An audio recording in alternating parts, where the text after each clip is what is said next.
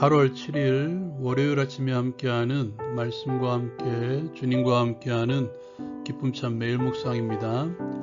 오늘 함께할 말씀은 예레미야 16장 1절에서 13절까지의 말씀입니다. 하나님께서는 예레미야에게 세 가지의 해야 될 일에 대해서 말씀해 주십니다. 그러한 행동으로 하나님께서 하시고자 하신 것은 그들에게 심판을 전하신 것입니다. 먼저 혼인하지 말라고 말씀하십니다. 아내와 자녀를 두지 말라는 말씀인데요. 요즘은 결혼이 선택인 시대이지만 그 당시는 결혼이 상식인 시대였고 남자들은 일찍 결혼을 했습니다. 결국 비정상적인 삶을 명령하신 것인데요. 하나님의 창조의 질서에도 위배되는 일이죠. 그런데도 결혼하지 말라고 하신 이유는 이 땅의 어머니, 아버지, 모든 자녀들이 죽어도 슬퍼하지 않을 날이 올 것이며 지면에 분토같이 되며 칼과 기근에 망하고 공중의 새와 땅의 짐승의 밥이 될 날이 오기 때문이라고 말씀하십니다. 두 번째로 장례식에 참석하지 말라고 말씀하십니다. 가족, 친구, 공동체에서 장례에 참석하지 않는 것은 관계가 형성되는 것이 아니라 깨는 행동입니다. 공동체 내에서 다른 이들을 모욕하는 모욕적인 행동으로 오해받을 수 있습니다. 이러한 행동으로 하나님께서 보여주시고자 하신 것은 이 백성에게서 나의 평강을 뺏으며 인자와 사랑을 제하기 위해서입니다. 하나님께서 당신의 백성들에게 베푸시는 축복을 이야기할 때에 등장하는 단어가 이 세 단어입니다.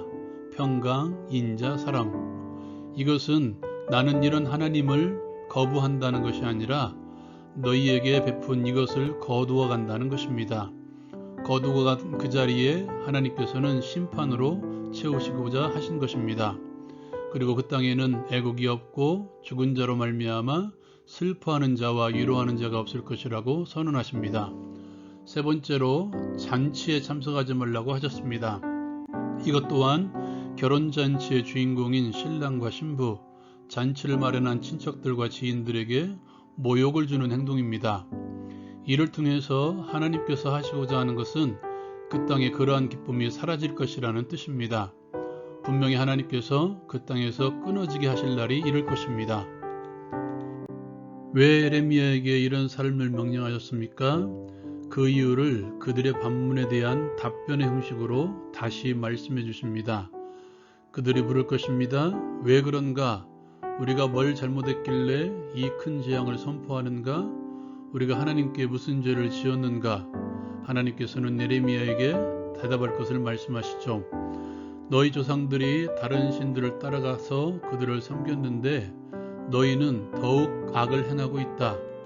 너희가 나에게 순종하지 않음으로써 너희를 쫓아낼 것이다. 너희가 이 땅에서 자유롭게 섬겼던 신들을 쫓겨난 그곳에서 주야로 섬길 것이라고 말씀해 주십니다. 하나님께서 예레미야에게 하게 했던 행동 모두는 그 땅에서 사람들과의 관계를 단절시키는 행동들입니다. 지금은 오히려 자유를 누리는 것처럼 보이는 것인데요. 히브리어에는 독신남이라는 단어 자체가 없습니다.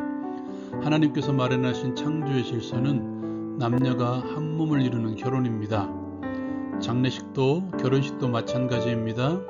참석함으로써 우위를 다지며 관계를 형성해 가는 것입니다. 그러한 모든 것을 하지 않게 하심으로써 예레미야는 주변의 모든 이들과 관계가 단절될 것입니다. 그것을 통해서 심판을 선언하시고자 하신 것입니다. 코로나 시대 이후로 사람들과의 대면을 통한 전도가 막혔고 어느 정도 풀린 지금도 대면을 통해서 전도하기가 쉽지 않습니다. 전도는 쉬어서는 안 되는 것입니다. 그렇다면 우리가 할 수 있는 것은 두 가지 정도인데요. 먼저 찾아가는 전도를 하는 것이 아니라 찾아오게 하는 전도가 필요한 시대입니다. 두 번째로 오늘 말씀의 관계 단절을 통한 심판 선언처럼 반대로 관계 연결을 통한 전도입니다. 여러분은 어떻습니까? 예수 믿기 전과 예수 믿은 이후 그리고 신앙생활을 잘 해보려고 하는 상황에서와 썬데이 크리스천으로서 살아갈 때를 비교해 볼 때 어느 때가 믿지 않는 친구와 많이 연결되어 있나요? 예수 믿은 이후에 믿지 않는 친구들과의 만남보다는 믿는 공동체 구성원과의 만남이 더 많이 있지는 않나요? 세상 속의 그리스도인이라는 말이 있습니다. 교회와 교회 성도들은 세상 밖의 존재들이 아닙니다. 세상 위의 존재가 아니라 세상 속에서 그들과 관계를 통해서 빛과 소금으로서의 역할을 감당하는 것입니다. 믿지 않은 이들과의 관계가 연결되어 있어야 그들이 내 삶을 보고 하나님께 영광을 돌릴 수 있는 것입니다. 믿지 않은 이들과 어울려 같이 믿지 않은 사람들과 똑같이 살라는 것이 아니라 그리스도인으로서의 삶의 모습을 보여줄 수 있어야 된다는 것입니다. 그렇다면 관계 전도는 결국 인격적인 삶을 통한 인격적 복음 전도입니다. 사람들은 우리를 통해서 하나님을 발견할 수 있습니다. 하나님을 발견하게 하려면 그들과 연결되어 있어야 되고 만남이 이루어져야 됩니다.